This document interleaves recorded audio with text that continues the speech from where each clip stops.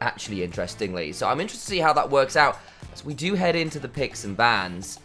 See, the light show begins. We'll be getting ready to see exactly how the compositions will shape out for today's first game. So, thinking about the high priority champions that we've seen so far, Skarner has obviously been blind picked in the top lane an awful lot. That's been banned away. The Tristana, obviously a very strong first pick as an AD mid laner as well. We still have Corki, still have Yone, which could be played as well.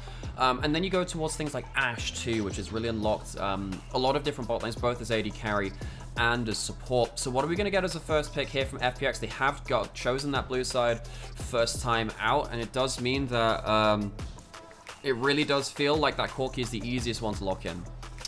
That's exactly it. The Corki comes straight on 3, and they get themselves that very potent first pick AD carry to find themselves that really solid mid lane option. That's basically what it's been in the LPL. There's not really seen that bot lane flex, so a little bit last night in the LEC. Well, at least, yes, exactly. I love that you mentioned the LEC because that's almost always put it towards the AD carry role and what we saw so far. So having the Corki unlocking the AP junglers, as we've talked about an awful lot, really, does give FPX a chance for Milky Way to do something fun. Of course, the Senna is still there, and it does mean that Leave and Wink can play something a bit more tanky. The thing is, when Senna gets locked in, you kind of know it's going alongside Ornn or Tahm Kench or something like that. This is a huge amount of damage, though, already locked in for FPX. They left the Rumble open, and that means Varus gets the Doctor, which is always very strong on. But the other thing is, of course, Life is a huge Rumble support player, and we've seen the Varus Rumble combo from FPX so much in Spring to the fact it was almost invariably banned against them that it gets through at this point and it's still a flex. Has to scare EDG a little bit, you'd think. Yeah, I think that there's an awful lot to be played around here from FPX. The thing is, solo kill going towards that Camille really does open up a lot of volatility in this game. But there are basically, folks, there's going to be like one tank in this game, but that's potentially going to be whatever Wink locks through in the bot side. FPX could lock away Nautilus and Ornn. I think that could be really valuable for them to just say, look, you're not going to get the 2 primary pairings with the Senate. That's the Nautilus gone. On the other side, EDG, they're saying, okay, well, Life is an incredible Rumble support player. So we don't think that Rumble's going topside. We think it's going towards Life. Let's ban away some of the more safe champions against this. The Camille in that topside for the rookie player on FPX coming in for his first LPL game here. And with an Ornn gone, you're expecting, I mean, Tahm Kench is the last remaining kind of tank S-tier pick for the Senna. Does lose you a lot of ability to play through kind of tankier people towards that bot lane, though. Is there a world where something like the Sejuani gets locked in alongside the Senna? We've seen that very occasionally.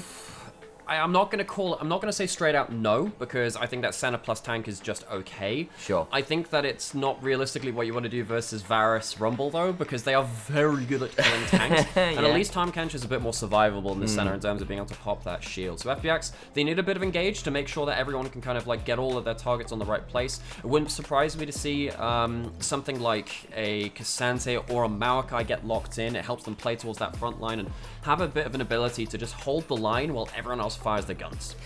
Trying to find an answer for the new into this top lane Camille, because it is a gauntlet that's thrown. The Mordekaiser's the choice, and we have started seeing more and more of this, especially with the fact that AD mid laners are becoming a thing. It's a hover. I know it's just a hover, but Milky Way's Kindred is legendary. Well, he had a poor first series the first time out. They have 0 engage right now, yeah, Sam. That's my worry. So the Lee Sin is locked in. And, much more sense. And the Lee Sin is still going to have somewhat of a hard time, because you can't be very mobile when the Sejuani and the Camille have CC'd you and put you in a Hextech ultimatum. As we said, there is a slight chance that the Sejuani goes down towards the support role. I think it'd be quite dangerous in the laning phase, but it's not something completely off for the board, and it would open up something else for JJ to contest in the jungle. And indeed, this is either going to be Camille's support or that Sejuani support. I'm imagining Sejuani support. It's a tanky champion to go alongside the Senna. It's something that we kind of know with the Ornn, the Nautilus, and I have to say, once those 2 champions are banned, the Nautilus and the Ornn being very aggressive, I am glad that we are seeing some flexibility and creativity. It gives some engage. I actually think EDG walk away with a better engaged composition than FPX. It's just that FPX have so much damage that as long as a few of them hit their skill shots, maybe the lack of engage doesn't matter. Yeah, you don't need to CC someone if you just kill them. It's the hardest CC in the game. You get 30 seconds of them not available to do anything, I hear. Gosh, wow! This hear this new tech. This is we've had Korean advice now. I don't know if this is Chinese advice because we're on LPL. R/Chinese advice: just kill them. That's the best CC. We have done that for a while here. LPL remarkably high kill per minute game on the whole. It's slowed it down a little bit since the kind of the golden era of, well, anything that happened in Season 8, Season 9 particularly, but still, all the same, I'm hoping some bloodshed in this one. I'm looking forward to seeing if we're going to get ourselves even something like a lane swap, because we do have the Rumble, we've got this weirder bot lane with the Senna Sejuani. When you have weirder bot lanes, lane swaps raise up in value a fair amount, so we'll see if EDG, who have already had some good early games so far, can rock FPX with themselves coming in with a new top laner as well, because, well, the new top laner, to see if they can rattle the rookie, the substitute on the stage. Trying to find some ways to put people in difficult positions. The lane swap's so good at it. The light show begins. Prepare ourselves to hit that rift for game 1 of the day. Behind the scenes drama, a little bit of an unusual draft and some solid flex picks coming on through have made this one perhaps a bit more interesting than it might otherwise have been. But there we are, our first scenes of the in-game. We begin to see how things play out. And because we're on the clean feed, we can listen to the gyros.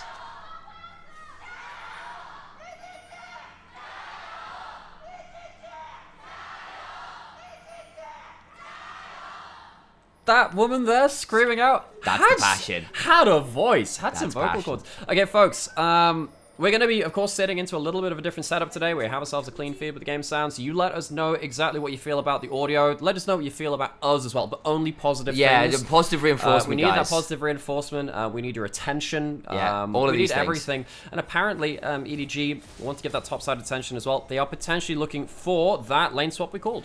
You mentioned that might be a thing they look for, a way to kind of mitigate what would be a pretty miserable lane between the Varus and the Rumble, put the new in a difficult position.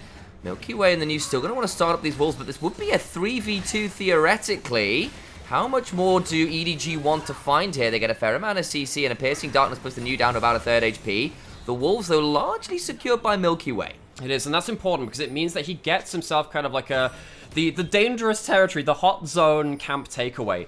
We see Leave now on the roam potentially, and seeing whether he can influence this. Sejuani going to be farming alone in topside. Cat, he's been exposed here.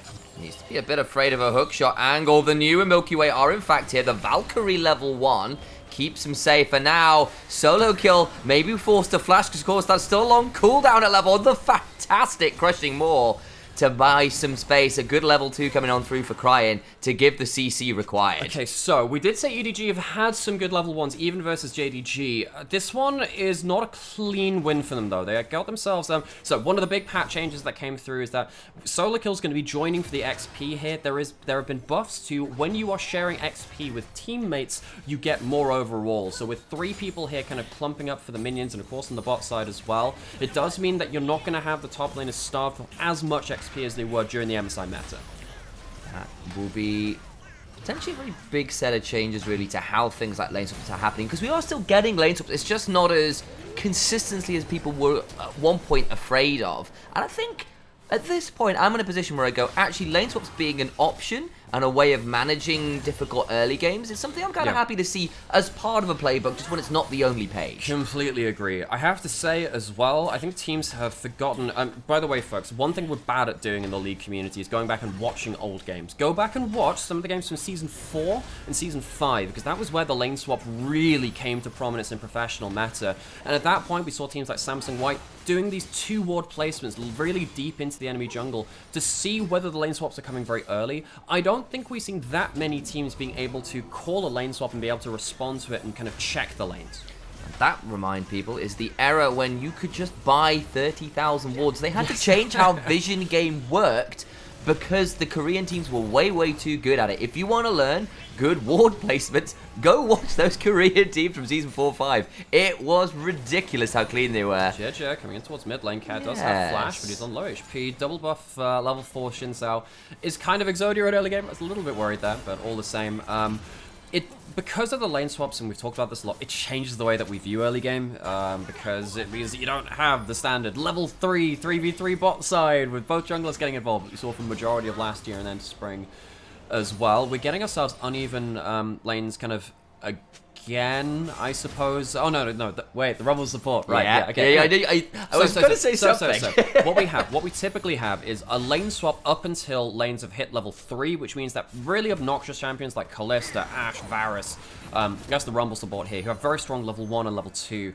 You can avoid them for that bit. You can come into the lane without having taken half your HP as poke in the first few levels of the game, and it does mean that in this case, you know, it feels like Leave and Wink, particularly with the Sejuani support, get themselves out of the early lane easy. And it shows in the CS, it shows in the levels, right? They've been able to get access to the waves in a way that, if that had been standard lanes, you were saying, would have been significantly more challenging. Right, what's the next important part of this game? We talked a lot about the lane swap. It tends to kind of dominate these early games when they are in place.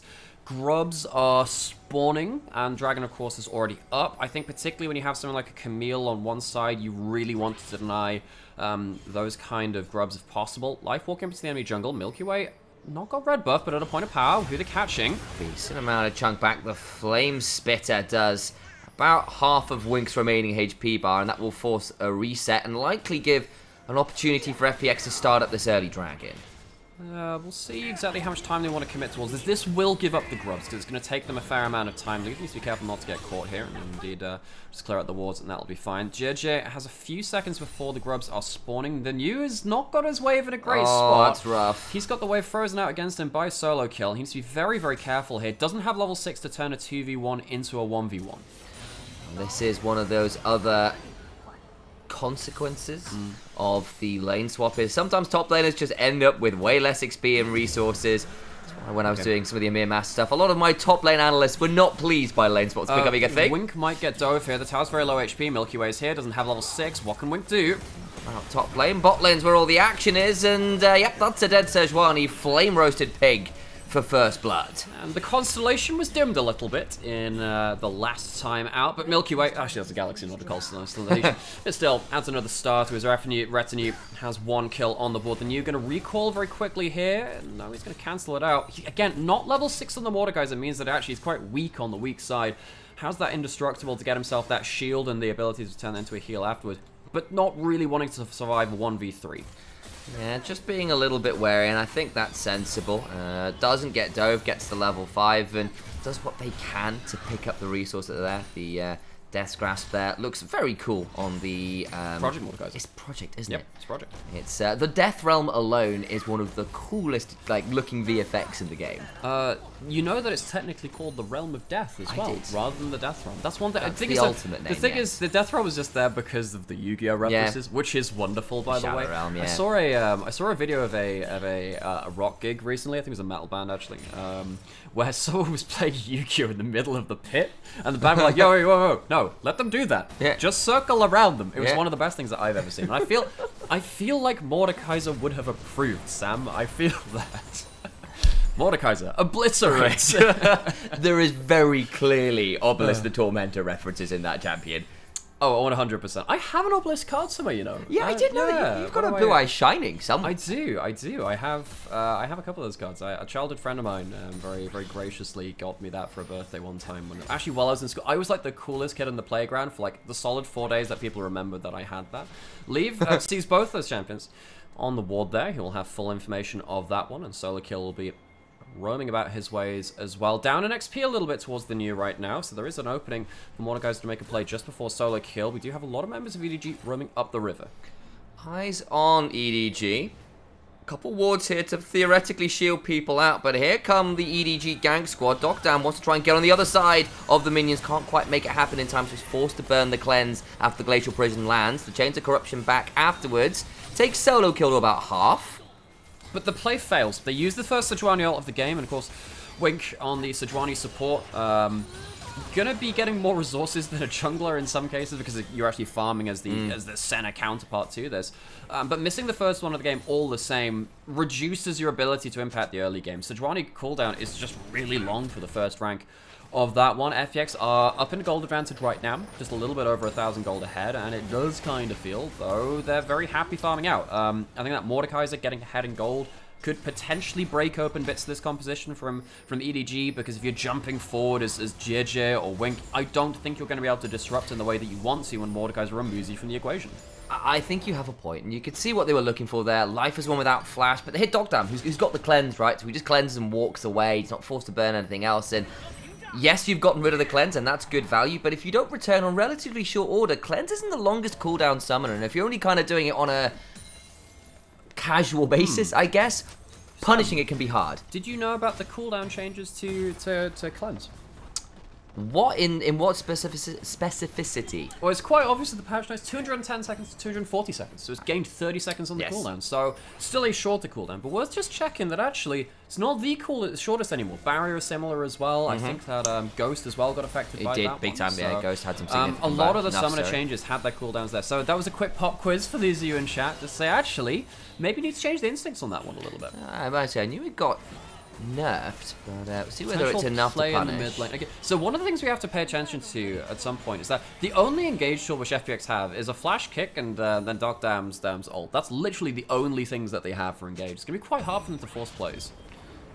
Towards the grubs we go, though. Of course, the first set of grubs went the way of EDG, and with the might marker knocked down to 4 grubs, FPX want to try and prevent that being a threat, especially when there's a Camille on the other side, just giving again options against the.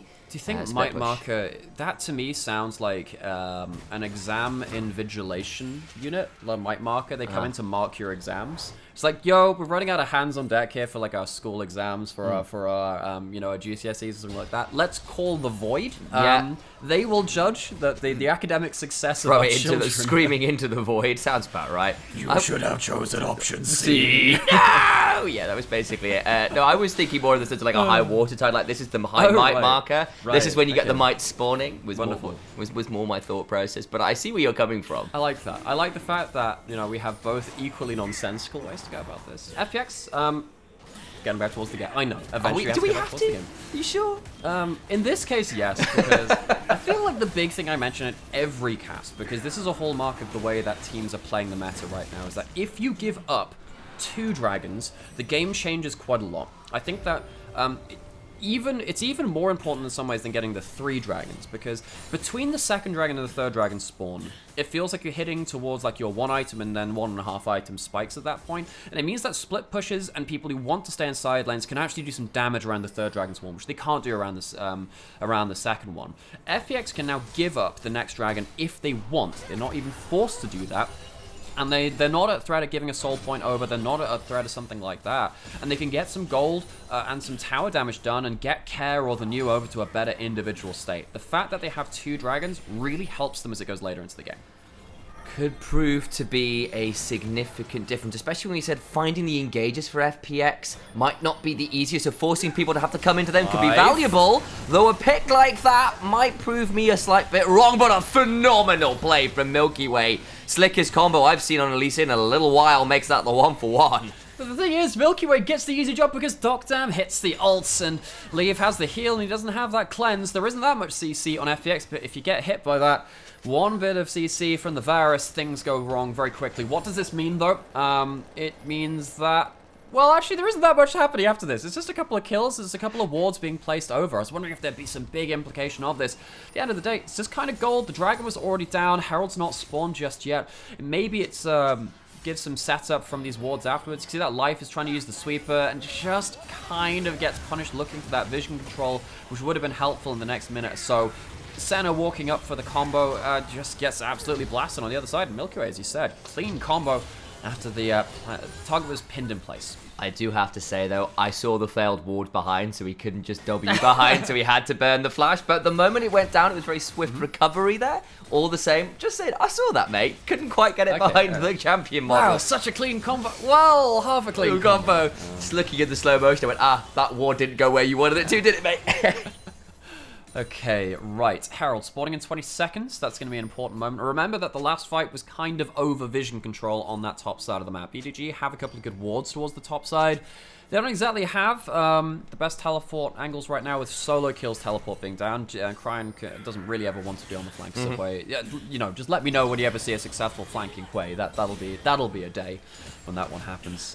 FPX though, they do finally brute force their way into the river. Again, they don't have the best engage, but it doesn't matter if EDG are the ones coming into them. EDG are going to leave this for now. Wink does have himself an ultimate up in 5 seconds. They could fight around that. Thinking about it, Wink is going to be here. 3 seconds on that cooldown. The root back throws a huge amount of damage onto Wink and has to Arctic all the way, but Cryan now on in. Herald taken. The cleanse might be forced to talk down. Flash over the wall, but solo kill's already there. Dead. Burning down now is solo kill, who gets the Hextech ultimate out. Milky Way very low. Healed up with the Eclipse. Can't quite get enough.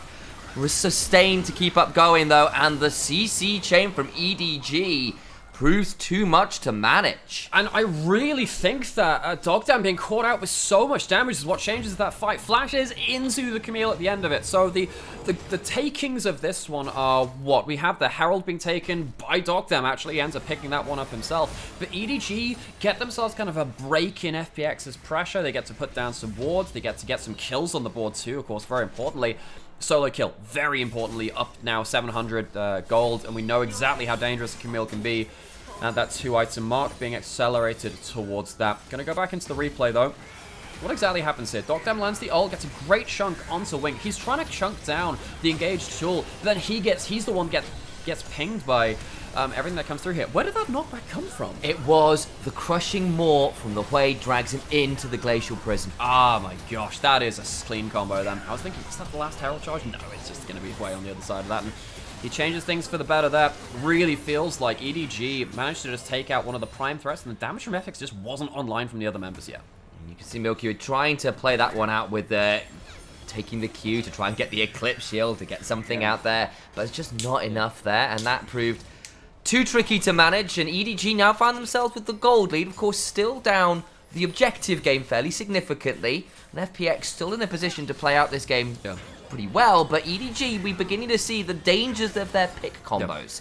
Thing is, that fight doesn't have to mean everything. Giving gold over to the Camille, it hurts, but if they can use the Herald well to break up a mid lane turret, I think FPX is still very much within this game. They're getting towards some big items, power spikes. We did say one of the big things about them taking 2 early dragons is they can ignore this next one if they want. That's not a good start though. Dogdam caught out. Oh, the damage is just so frustrating. No realistic way to keep Dogdam safe when he doesn't have the cleanse. So Dogdam's actually going to put down the Herald right now as he's the one that had it. He has an empowered recall. That chunk onto Dogdam means that Dragon is basically gone. EDG are going to stick around in mid lane a little longer to make sure that Herald doesn't get good value. In fact, it might even stop it from charging the entire way through. Is the next eye going to open up? I think it will. Oh, they knocked out of his charge. They managed to get a displacement that knocked it out of the charge briefly. There is Milky Way now looking to get over the edge here. Gonna get in. That's a decent look on the Rumble ultimate, but cannot stick the damage. The flash is away enough to keep people safe. Milky Way just can't quite close down the target. We're really seeing FPX with this team comp just not having great engage. Like, they have a Varusol. That's it. They have a flash on Lee Sin. You can see that's outplayable too. EDG stopped the Herald from even getting towards its charge. Just a quick note on that too. Once Herald charges up, you actually can't cancel it. They managed to get the timing so it doesn't get into the animation to wind up towards it. And that's the important thing. It meant that EDG could stop it from ever getting to that point where it could chunk out the tower. Yeah, exactly that. You can interrupt the charge per se as long as the animation hasn't started. And you can see there's a part of that wind up where you can still catch it before it goes, and that's a really significant timing to know.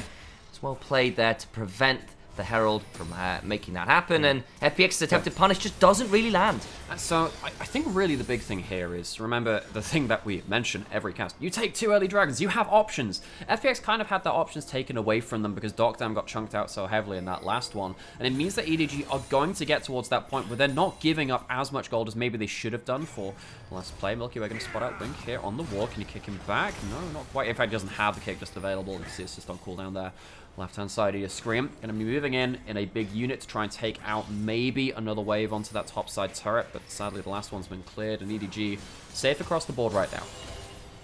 That's the way the game state seems to be going, and the price that EDG paid was both bot lane flashes, which is significant enough, but it's not game-breaking, right? Yeah. But they could still theoretically punish that when the pick is a little limited, but the burst is pretty high, and not having flashes is certainly something you can punish with that. Okay, so that's going to be Care taking down the top side turret.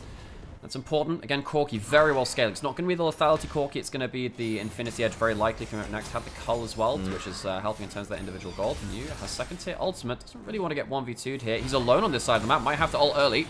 This Death's Grasp throws down the Death Realm onto solo kill. Will look for an Obliterate, finds it, and the damage back with the Darkness Rising is pretty huge. That Bird of the Indestructible, monstrous to manage. But the Hextech Ultimatum and then the combo from Leave, well comboed to ensure the Tyrant of Noxus finally falls. Yeah, you can see the solo kill avoids the last Q with the ult. That's what manages to seal that 1v1. So solo kill important there. And again, that's going to be gold over to the Camille to make sure they get towards that more powerful 2-item spike, which can change things an awful lot. So the more I look at this game now, it feels like FPX, they got stalled out. They haven't managed to break open the mid lane out of turret, which means it's harder for them to play around other areas of the map. Yes, they do have lots of damage on their team composition, but we're going to see later into the game, it's going to be harder and harder to land that, and EDG will find it much easier to play. The big difference, which is coming up really apparently here, EDG just have easy engage. It's making it so easy to play this out. And the fact that they can play through side lanes is meaning that FPX can't just kind of stand there and get gold. They have Leave roaming across the map. He's pushed up a little too far, has the New at this point. And yes, this is in the Death Realm. See at the very end, actually really good damage from Mordekaiser, but that last dodge on the Q solves things. Massive moment. Of course, Leave, well known for the Senna, hitting a pretty solid clip for the soul stacking as well. Pop quiz for you, Alex. Yeah. We head towards the mid lane. What's the expected value for Senna souls for about 20 minutes? Stockdown got caught once more there. We might have to leave the pop quiz answer for a moment or two when the violence isn't happening. Stockdown survives but has half his HP and cleanse blown. I think you're about to ask a pop quiz about how many souls Senna should have. 20 minutes, At 20 minutes. So, if you're a player at MSI, it's about 80. If you're meant to be a solo queue Senna player, it's meant to be a bit more than that, around about the 100. That's what you're meant to be looking for. So, Leave, having a good record on this so far. We've seen much worse in pro play, getting up towards that 100 before that 22-minute mark, which we saw more commonly at MSI. Yeah, exactly that. So, 77 is the average purely from laning. Really? Purely from laning. You should be hitting 100 on average, is what you say. So, but 77, if all you do is lane, that's all you get. You shouldn't be just doing that. So you should be getting to 100 at 20 as your kind of gold standard. But if I win the lane, I win the game. That's how League of Legends work. Okay, so you're going to be forced to Valkyrie here. Wink, of course, use that ultimate just a little earlier in that mid lane. Really love the amount of pressure which EDG have been putting, again, down on that mid lane to make sure that that tower doesn't fall for free. If FPX get mid lane out of turret, I feel like their options open up an awful lot more, because then Milky Way has more walls to hop over. They have more ways to push in safely on side lanes. If EDG, as they have been doing, protect their mid lane out of turret, I think they're in a very happy position in this game.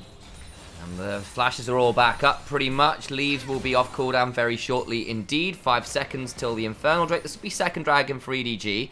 Be interested to see whether FPX want to contest, and we're seeing a lot of pings towards the Baron pit. Yeah, but again, FPX, this is the bonus they have for having the 2 dragons taken early. They can give them up and just keep farming in lanes and not give up a lost fight. This isn't the end of the game if they give up that dragon. You see that Care trying to farm towards Infinity Edge. I think that'll be a huge moment. I think if Care, with the XP advantage which he has right now, it's about half a level over Cryon and getting towards a very strong item spike, will be very happy to get towards that point and shred down that front line. But all the same, FPX need to get rid of this damn mid lane tower, and it's very frustratingly full HP right now. That Herald charge getting mitigated, proving very difficult. And every time they try to play through mid lane, the Sejuani at this point, with all the rest of the CC combos, proving quite dangerous, particularly towards Docdam, who's been forced down to about half HP multiple times in mid. Yeah, and Docdam, he's wave clearing, and at the same time, they haven't lost their mid lane out of turret too. We do have 2 items on Corki. Maybe that's the go button for FPX, but on the other side, 2 items for Camille means they're pretty happy with that one too. We finally have everyone grouped up once again. FPX maybe a little afraid that EDG kind of go towards the Baron and maybe bait them towards that. FPX though, I think with Care hanging out just on Fog of War there with 2 items, maybe this is when they start to look to fight. 2 items pretty much across the board, not in jungle interestingly, but it's got to be close to completion for JJ. Keep our eyes on that. The big one, as you noted, is that Infinity Edge, which might be all FPX need to finally turn this one around. The damage finally armed and dangerous. This arsenal of weaponry pretty dangerous at the best of times, but with the additional kind of payloads loaded in, Corku references abound. It's going to be a recall on Vision. They might actually be able to turn on towards Baron. They could have done that, just seeing that leave had just recalled and the Varasalt missing. That's a painful moment. You could see that FPX, they wanted to get themselves an engage as Leave had gone back to base. That was on Vision. That was an important moment. They can't quite find it. Once again, EDG avoid that engage, and now it feels like Wink going forwards. Life has to flash. Big moment in return where EDG just get that much more value and beginning to see as well, because this is the farming support center. That's a lot tanky than you might normally find as well, so attempted angles even the first time, not the easiest to get. One thing to note as well with that center being noticed, this center build is wild, man. It's Kraken Slayer, so it's going to be a lot more of that on-hit. Attack speed is weird for center because you benefit less from it, but the on-hit has been okay before. What it means is that you're going to get less of the upfront burst than something like, you had the Bloodsong anyway, but you're not going to get the Umbral Glaive for utility or something like an Edge of Night or one of these lethality items to get yourself the extra healing, the extra damage on your Q, which can be important in terms of that. But the Kraken Slayer, it adds more consistent damage if they can find a pocket to stand in. I don't love it because you're not wailing on tanks. I feel like that can be really valuable in that kind of build. But we'll have to see if Leave can get value out of the multiple auto attacks you need to make the Kraken Slayer work. Yeah, so I did chat to a few center mains, but this was prior to a lot of the item reworks, and a lot of them said actually Kraken Slayer is super slept on, and it's actually very, very high value. For that reason, it's generally a higher DPS option. It is, but I just feel like you have to be able to hit the people consistently in front of you. But with a team like this, who firing from long range, maybe that can change. Chaos on to pour out some damage. Kev dodges out on the Sejuani ult too. EDG's pick is solid, but they've got to be a little bit afraid themselves of going forwards, because if they over-engage, the turnaround can still be pretty scary because of how many people can do damage. Lockdown also has his ult back up, very importantly so, and as we mentioned earlier, there are no cleanses on the side of EDG. Do they even have any Merc Treads? They have one, and that's on the Camille, who's going into the Mordekaiser. So I really feel like the next Varus ult that hits, the next Sejuani ult that hits could really change the course of this game. Dragon's up in a minute and a half. I think FPX at this point maybe do want to be fighting against this. They would be giving up triple Infernal stats, which is kind of dangerous enough in its own right. Beyond that point, I don't think they want to be staying passive for too long after this point. Be a dangerous position for sure. A lot of haunting guys in inventory for the Mordekaiser, trying to build up as much burn as possible here. Hold our nerve just a moment or two. Back to the mid lane we go. It's been the scene of a lot of the attempted action. I won't call it actual action because we've not seen all that much come of it over the last 5 to 10 minutes. Right, so once again, we are 27-ish minutes into the game. Mid lane turrets have still not fallen. That really changes the way that you play around these things. It's very hard when you have less mobile AD carries to play when mid lane turrets are down, but with them being up and with both sides wave clearing very effectively, that changes things. It also means that dragon setups get very different too, because you can very easily push back in mid lane once the wave's been controlled. It does feel like FPX, they have a little bit of wave clear advantage with both the Corki and, of course, the Varus putting through things here, but EDG, they have the better engage. It's not like FPX can walk up for free. They're teleporting back in now onto the map. Wink coming back with a Locket of the Iron Slurry. 3 items Sejuani, important to note. Very, very strong. Locket as well could be really good to mitigate, particularly just a support Rumble's ultimate won't be as dangerous as it might have been if this had been a 3-item Rumble, should we say, on the other side. See, the EDG just forced FPX out here too. They have the better engage. You're looking at Varasalt and a Lee Sin kick. Vision control is needed for Lee Sin to get the best combos through. Has the flash, importantly. If he didn't have flash, it'd be nigh impossible. Milky Way, once again, just fishing with that Q. The Dragon's going over. Wink finds a knock-up onto Milky Way. Can they find an engage afterwards? No. Solo kill on the flank, but spotted. Down to 7,000 HP is the Dragon, and falling still. FPX struggling to find a way into the river. They finally find engage. Crying taken pretty low, but Milky Way with the spiraling despair is just deleted. Cannot enter the river. The new in the 1v1, losing to solo kill. Gets an indestructible down, but it matters not. Solo kill gets one of his namesake. And FPX can't find the engage. They can't find the pick, and they can't find the damage. Solo kill, he's going to get out for free. Just about, and it feels like EDG might have just found the fight which finally seals this game. It's been a bit of a slow burn with both mid lane turrets surviving so long. FPX, I think at this point, they look at that Dragon and go, damn, maybe we should have just given up another one and tried to get that mid lane out of turret. They kind of overcommit to a fight that they can't see off. EDG, they're going to get themselves that Baron, they're going to get themselves onto that soul point as well, or rather they already have done. This should be the moment which probably breaks this game. And it comes through again, just the difference in being able to hit all this engage. The good damage comes down to Crine, but it doesn't finish the kill. Whereas on the other side, Milky Way gets absolutely blasted, as does, of course, the New. Who ends up in the Death Realm and cannot manage solo kill, who flashes away from the Obliterate, and Indestructible Shield not enough to keep him alive. And a Hex Drinker at this point and 2 items on the Camille. It was always going to eventually go this way. We know what Camille does from this point itemization wise. The gold lead already about 3,000 for EDG, been clawing their way slowly into a lead.